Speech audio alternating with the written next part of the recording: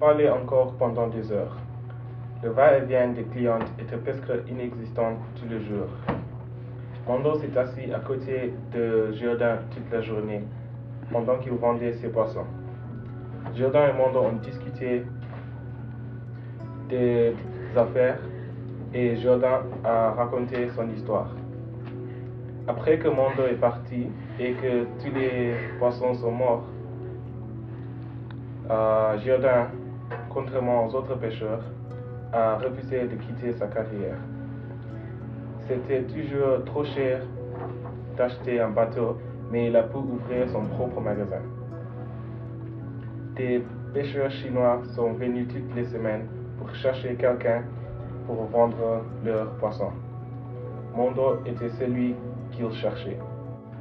Bien qu'il soit le seul à vendre les poissons, son commerce n'allait pas très bien.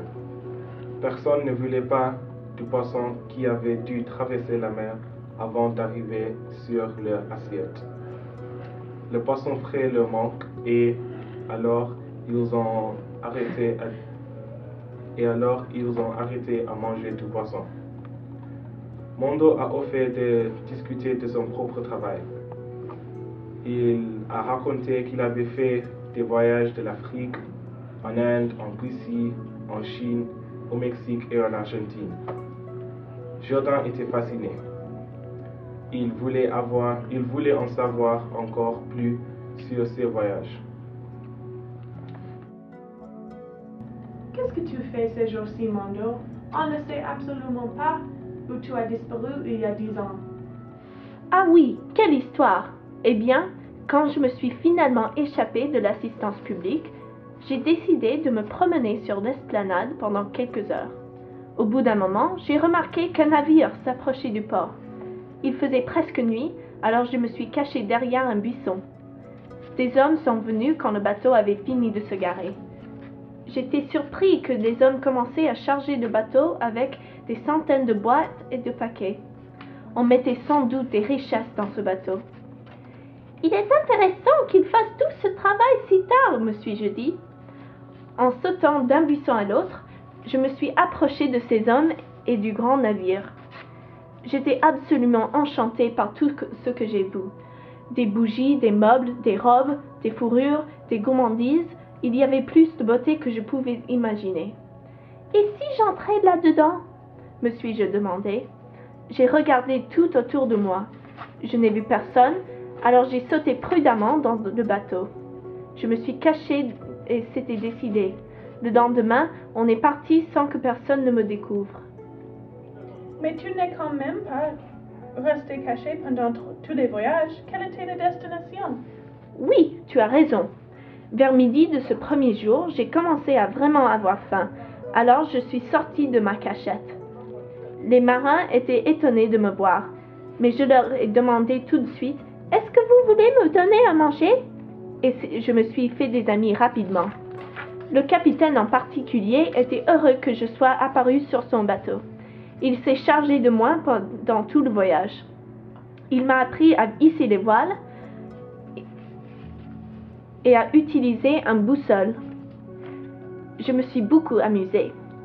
On est allé jusqu'au Maroc, en Afrique.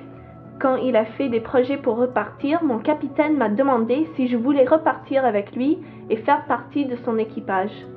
Et c'est comme ça que j'ai commencé ma nouvelle vie de voyageur en mer.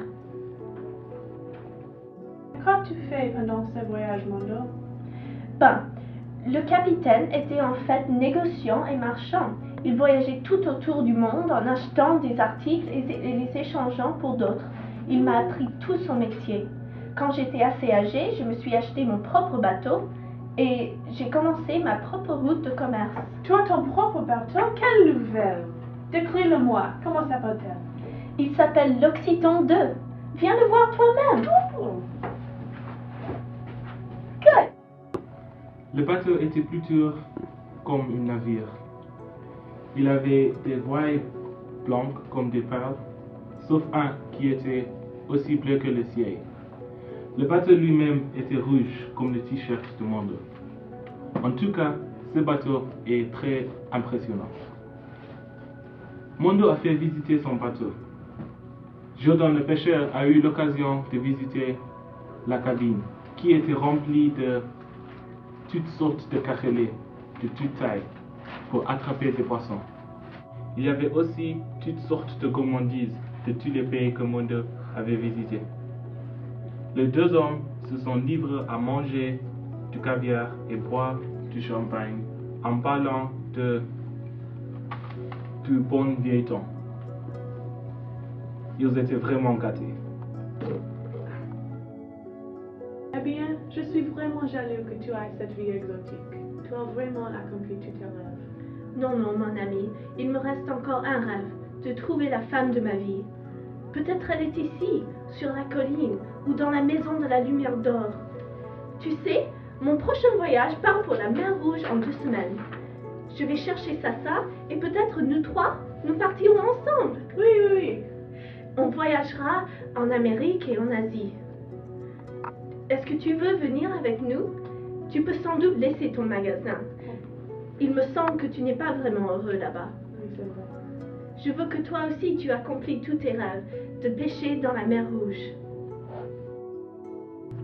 Et tout comme ça, Mondo est allé chercher de Sasa. Elle a accepté de partir avec lui. Jordan a quitté son poste à son magasin et tous les trois sont allés faire le tour du monde. Pendant que Mondo s'amusait à découvrir le monde, Jordan pêchait dans la mer Rouge, l'Atlantique et le Pacifique. Ils ont vécu heureux et tous les trois jusqu'à la fin du temps.